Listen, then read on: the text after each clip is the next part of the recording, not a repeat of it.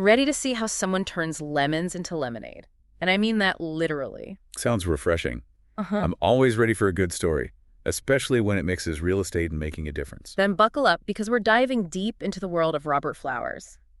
This guy built a seriously successful real estate empire while lending a hand to those in need. We've got interviews, articles, even his book to guide us. Wow, sounds like a fascinating journey. I'm eager to see how he managed to blend business with social impact. Yeah, he's a real inspiration. And what's amazing is Robert didn't just wake up one day with all the answers. He learned to hustle early on, like back when he was just a kid, mowing lawns for extra cash. You know that story about his dad and the 20 bucks? Oh yeah, the one from his book, right? Mm, Where he gets his neighbor to do the mowing for $5 and pockets the difference. that's the one. It's such a classic example of his entrepreneurial spirit, even as a kid. Totally. Seeing an opportunity where others might not, that's a valuable skill. Absolutely. And that knack for spotting potential, for turning challenges into opportunities, it stuck with him. But, it wasn't all smooth sailing. The 2008 housing crisis hit him pretty hard. Oh yeah, that was a tough time for anyone in real estate. Foreclosures everywhere, property values tanking, Hmm. a lot of people struggling to find affordable housing. It was a real turning point for the industry. And for Robert, it was a time for reflection, a time to rethink his approach. Instead of just trying to rebuild what he'd lost, he decided to work with special needs children. Really? Yeah, it's quite a shift. It was. He wasn't sure about it at first, but working with those kids, it had a profound effect on him. He found a sense of purpose, a connection he hadn't expected. It sounds like those experiences really reshaped his outlook on things. I wonder how that tied back into his real estate work. Well, it's actually pretty amazing. He started to see this glaring need for affordable, accessible housing for adults with disabilities, and that's when things clicked. His entrepreneurial drive and this desire to give back, they merged. He came up with this brilliant idea, renting individual rooms in multi-bedroom properties to make housing more affordable. So he was creating more affordable units within the same space. Very clever. But it wasn't just about the business side of things, right? You're right on the money. Robert recognized that just providing housing wasn't enough. He wanted to build a community, a support system for his tenants. And that's where his connections with nonprofit organizations came into play. Those partnerships were vital to his success. He understood that these organizations were already working with the very people who could benefit from his housing solutions. It was a classic win-win. Nonprofits gave a reliable housing option for their clients, and Robert had a steady stream of tenants.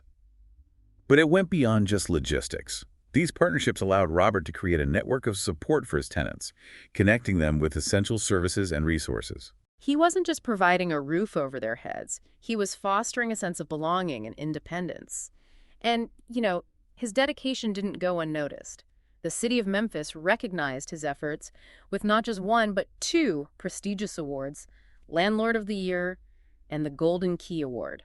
Those awards speak volumes about the impact Robert was making. It's one thing to have a successful business model, but to be recognized for your commitment to social good, that's something special. It really solidified his reputation as a leader in the affordable housing space. But here's the thing about Robert. He wasn't content with just personal success. He wanted to create a ripple effect, to inspire others to follow in his footsteps. That's what makes his story so compelling. It's not just about real estate. It's about using your skills and resources to make a real difference in the world. And that's a powerful message for anyone, regardless of their field. He began mentoring other investors, sharing his knowledge and experience, and even wrote a book detailing his journey and his unique approach to affordable housing. He understood that the need for affordable housing wasn't going away, and he wanted to empower others to be part of the solution. His story became a blueprint for creating positive change within the real estate industry. And he didn't shy away from the challenges inherent in his approach. Managing properties and tenants, especially those with specific needs, requires a unique set of skills and a whole lot of empathy. Absolutely. Robert recognized that affordable housing isn't just about bricks and mortar. It's about creating a safe and supportive environment where people can thrive. And that takes more than just a business mindset. It requires a genuine desire to make a difference. And that brings us to the heart of Robert's story, the aha moment that changed everything. He was working with these kids, and he realized their need for a stable home, for a place where they felt supported. It didn't just disappear when they became adults. Right, like their challenges didn't just magically vanish once they hit a certain age. Exactly. And the housing crisis, it really exposed how big of the gap there was in the system, especially for folks with disabilities. There just weren't enough affordable options designed with their needs in mind. And that's when this light bulb went off. That's where his whole housing model was born. He realized that renting out individual rooms, it could be the answer. It's so smart. More affordable for the tenants, and like we talked about before, it creates that sense of community. And the best part is, it's something that can be replicated. It's not just a one-off solution. Exactly. It's a model that could work in so many communities. Robert's story is proof that you can do good and do well at the same time. It's not an either situation. He really flipped the script on that one. He saw a problem and thought, how can I be a part of fixing this? He turned those lemons into lemonade, and he built a legacy in the process. It makes you think, doesn't it? What kind of impact do WE want to have? How can we use our own skills and passions to make a difference? Robert Flower's story shows us that it's possible. It's about finding that need, big or small, and stepping up.